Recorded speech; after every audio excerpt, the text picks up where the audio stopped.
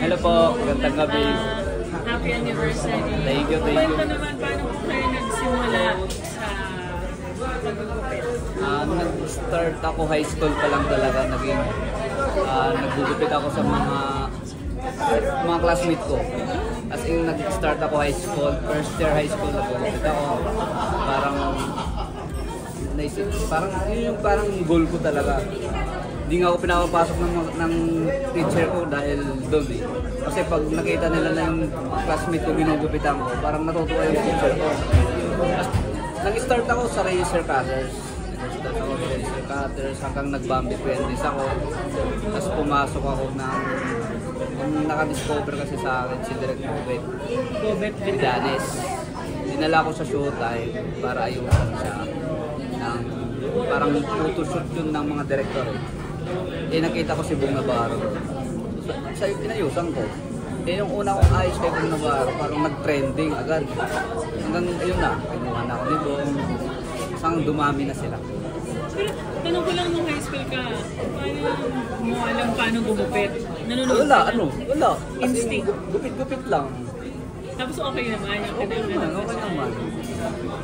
Yung Pero hindi ako nag-aral mag-gupit. Hindi ako nag-aral. Kasi lang, experience lang. Hindi ako nag-aral kahit sa mga razor cutters, hindi ka nalagyan. nalagyan.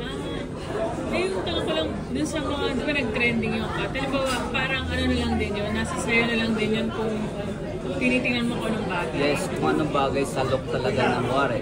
Kung sinong celebrity yung gagawin ko. Ano bang bagay sa kanya, wari? Like Daniel Padilla, ang pag-upit sa akin. Nagbigay ako ng magandang idea. Ito yung idea na babagay sa kanya. Sa awa naman ng Diyos, nag-trending naman. So, okay.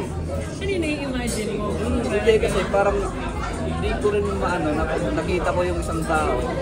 Once na nagpagawa ka sa akin, o nakita ko yung isang tao, as in talagang, ito bagay sa kanya. Yun yung parang sa akin. Karamihan po sa mga customer ninyo ay lalaki or talagang Babae, lalaki, tumagawa po ako. Mas marami lang kasi akong klienting mga celebrity na lalaki.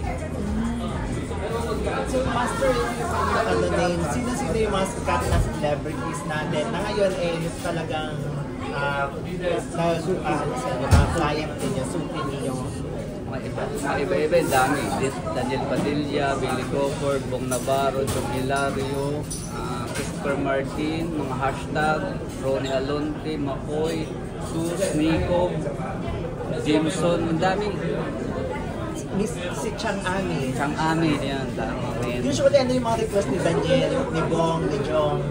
Iba-iba, depende sa look. Kung anong, depende sa anong uso ba ngayon. Tapos bibigyan mo na lang ng question. Meron mo pagkakataon, halimbawa may lumapit sila, gusto ko yung gupit ni Daniel, pero sa loob-loob mo, hindi bagay. Lahat bagay. Mo sabihin. Lahat bagay. Ha? Lahat bagay. Depende na lang sa pagdadala mo.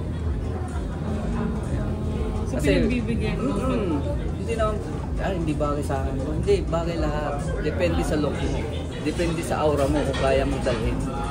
So dami kang ginawakan yung mga sikat na artista. Ano yung unforgettable experience ninyo sa pagtutupit sa pag-style sa mga celebrities? Mga reaction, gano'n. Siyempre, masaya.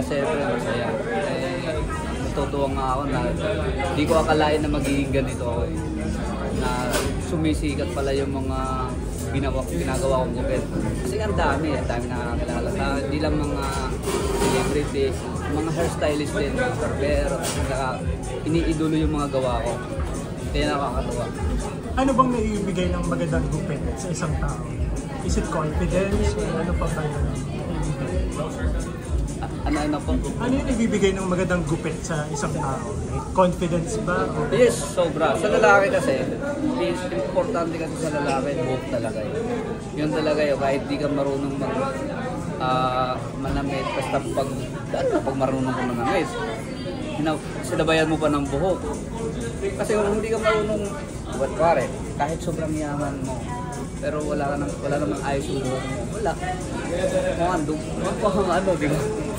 Pero kung sasabayan mo ng ayos ng damit, tapos ayos ng forma, sasabayan mo pa ng buhok, grabe. Kasi sa lalaki talaga buhok. Sabi nga nila, hindi man ang gupit ngayon. Sobra. Sa lalaki. Nung pandemic po ba na-apektuhan din kayo? Ay, hindi. Hindi pa ako napiktuhan ng pandemic. Nag-home service.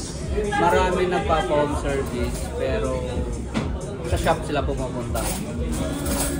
And ilan na po ba ngayon ang ano?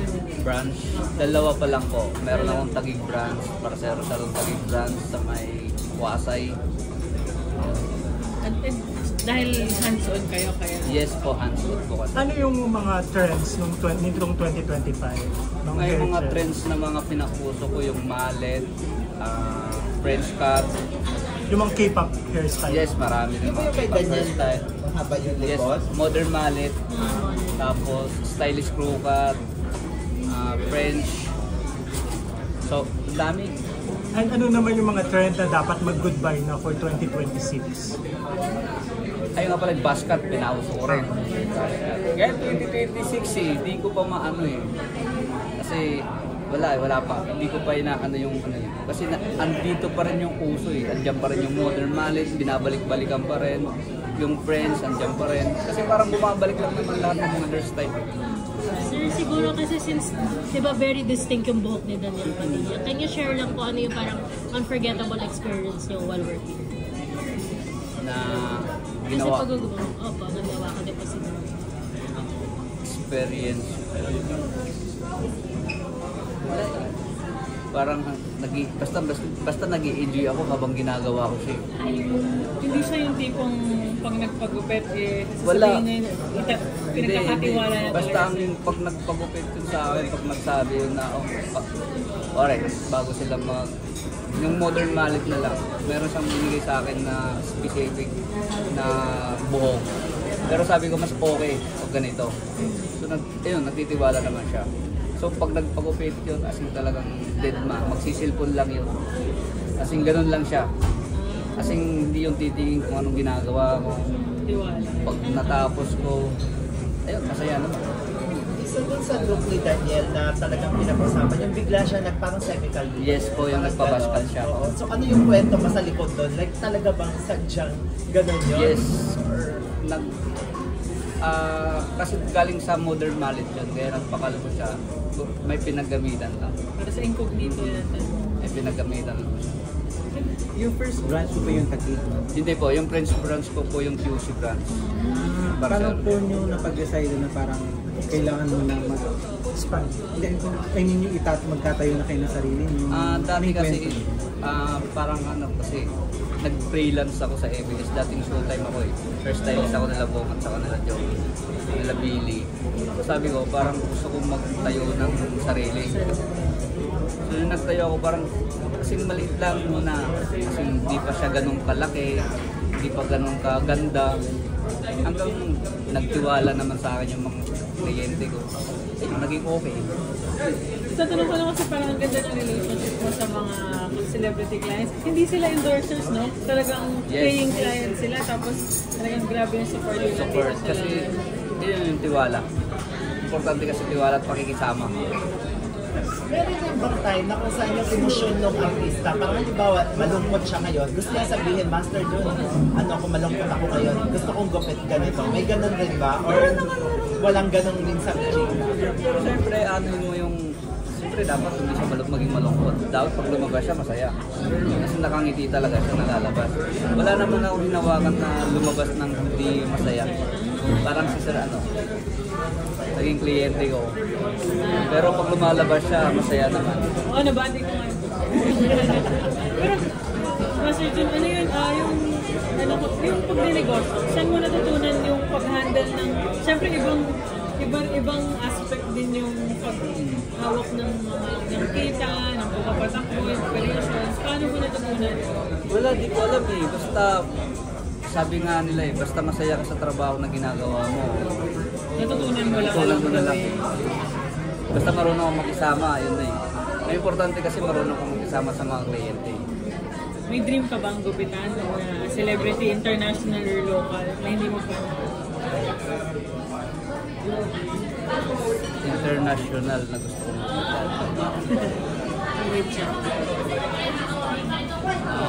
Justin Bieber. Justin Bieber. Sa local? Sa local, meron mga artista na gusto ko gusto kong gupitan na local. Catherine. Daniel, ay ano, sino ba? Local. Enrique. Hindi ka. Kasi si James Reid na gupitan ko na wig nga. Kasi may pinagamitan siyang ano, parang shoot. So yung wig yung gupitan ko.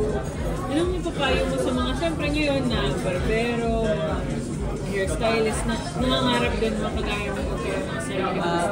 Tiwala lang. Tiwala sa sarili. Focus lang. Mahalin lang nila yung trabaho nila. Yun lang naman. Meron mo mga uma-attitude, kahit artista o hindi, yung parang naka-experience ka na minsan na Wala. Bakit ganito ang gupit ko? Wala naman. Sa lahat naman ng hinawakan ko, wala nag-attitude. walang Yan ang So, kamusta gupitan si McCoy, si Bo, Wala, si as in paano mo tropa. sila i-differentiate? Si Daniel. Wala, as in normal. Normal lang. Kasi last ba, yung common na problema ng mga lalaki, di ba? Nagre-receive na yung hairline. Parang paano mo sinusolusyonan yung mga ganyan? Na minsan, pinipilit pa rin nila kahit na di ba, mahaba or ayaw pa rin nila. Ano mga ginagawa mo sa iyo? Wala, marami na ang pwedeng gawin eh. Maraming pwedeng gawin. Kuwari, mataas yung hairline mo. Kaya natin gawa ng paraan. Doon pumapasok yung magic. Yung creativity. Yes, doon pumapasok yung magic ng parsero. Lalo na si Master Joe.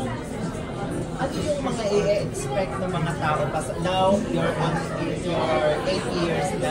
So, parang sa mga susunod pang taon, ano yung aasahan nila from Parcero Salon? You can also invite them. Maasahan lang sa Parcero Salon. Andun pa rin yung quality na gawa. Yung pulido, maayos gumawa, kasi hindi magbabago. Kung may mga sarili kayong barbero, Yes, meron ako naman. kasi ikaw rin yung nagka-train. Yes, lahat ng mga barbero ko ako nag-train. Tapos, Salamat. ano Sino po? tumawag sa'yo, Master Joe? Ano ba nangyari?